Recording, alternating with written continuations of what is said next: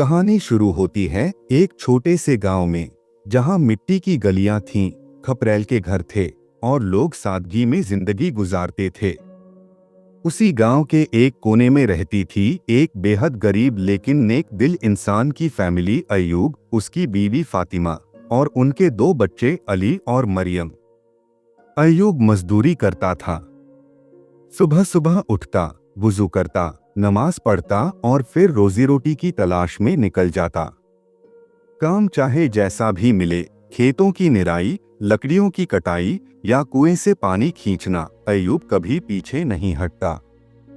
लेकिन उसका दिल बहुत अमीर था। उसकी आंखों में दूसरों के लिए हमदर्दी थी और जुबान पर हमेशा अल्हम्दुलिल्लाह। एक साल गांव में बहुत ज्यादा बारिश हुई। बादल जैसे जमीन पर बरस पड़े हों। नाले उफनने लगे। अयूब की झोपड़ी, जो पहले ही कमजोर थी, मिट्टी में समा गई। उसका सारा सामान बह गया, कुछ खाने को बचा, न कपड़े न बिस्तर। बच्चे भीगते हुए कांप रहे थे। फातिमा बुखार में तप रही थी। गांव वाले अपने अपने घर समेटने में लगे थे। किसी को उसकी परवाह नहीं थी। मदद मांगने गया तो किसी ने दरवाजा नहीं खोला। कोई कहता, भाई हमारे पास भी कुछ नहीं बचा। कोई कहता, कल आना। फातिमा ने रुआसी आवाज में कहा, अयूब, अब तो अल्लाह से शिकायत करो। कितनी तकलीफें और आएंगी। अयूब ने उसकी ओर देखा, उसके माथे पर हाथ रखा और कहा, फातिमा, सब्र करो। जो अल्लाह करता है उसमें कोई न कोई हिकमत होती है। शायद हमें आजमाया जा रहा है। उस रात उसने मस्जिद की खाली फर्श पर जाकर सजदा किया और कहा, या रब्बी, तू बेहतर जानता है। मैंने कभी तुझसे ज्यादा नहीं मांगा, लेकिन आज तेरे सामने झोली फैला रहा हूं अपने बच्चों के लिए। बीवी बीमार है, खाना नहीं है, सिर पर छत नहीं है।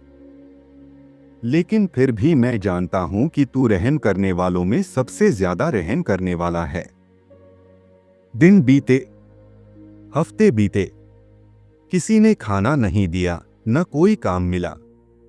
अयूब हर सुबह मस्जिद में फजर पढ़ता, फिर काम की तलाश में निकलता।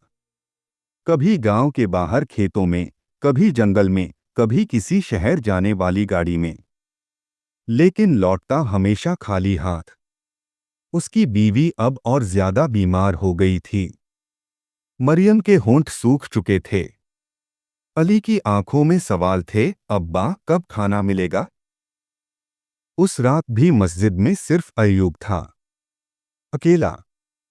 उसने आसमान की ओर देखा और कहा, या अल्लाह, तूने यूसुफ को कुएं से निकाला, मूसा को दरिया से पार कराया, इब्राहिम को आग से बचाया। मैं तेरा एक कमजोर बंदा हूं। अगर तू मदद नहीं करेगा। तीसरे हफ्ते की एक सुबह गांव में एक बड़ी गाड़ी आई। एक अमीर जमींदार था जो शहर से गांव आया था। वो एक ऐसा आदमी ढूंढ रहा था जो उसके खेतों का काम ईमानदारी से देख सके। गांव वालों ने उसे कई नाम बताए, लेकिन किसी पर उसका दिल नहीं बैठा। तभी उसने मस्जिद के बाहर एक कमजोर लेकिन शांत चेहरे वाले आदमी को देखा, अयूब, जो कुरान की तिलावत कर रहा था। जमींदार ने पूछा, तुम्हें काम चाहिए। अयूब ने बिना घबराए कहा, अगर काम हलाल है और इसमें किसी का हक नहीं मारा जाता तो मुझे मंजूर है।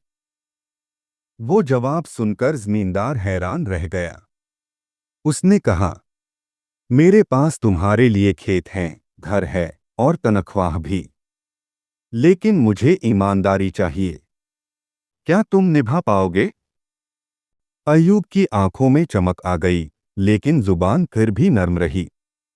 इंशाअल्लाह, अगर अल्लाह ने चाहा तो मैं कभी भरोसा नहीं तोड़ूंगा।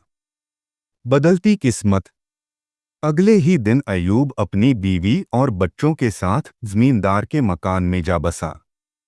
एक छोटा लेकिन साफ सुथरा घर, खाने का इंतजाम, बीवी का इलाज शुरू हुआ। बच्चे नए कपड़े पहनकर हंसने लगे। मरियम ने पहली बार गुनगुनाना शुरू किया। अय्यूब दिन रात मेहनत करता, खेतों की देखभाल, पानी का सही इस्तेमाल, जानवरों की देखभाल और साथ ही पांचों वक्त की नमाज।